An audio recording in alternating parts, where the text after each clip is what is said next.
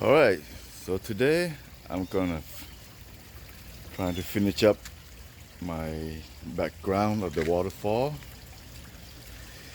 See, originally I have it kind of looking like sand dune, kind of rocky-ish.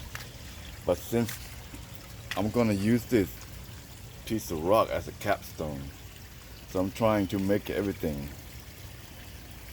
match. So kind of same type of profile. So the curvy profile would kind of have to take that down to make it kind of edgy. Not kind of like this one. So that's all I'm going to be working on today. Go on that side. Make it more. On that side.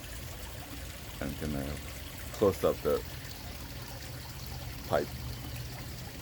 So I'm going to hide where the pipe is so you won't see it coming into the box. So this is what it is so far. It's been raining a lot in Florida, so I haven't been doing this much. So this is at the current stage.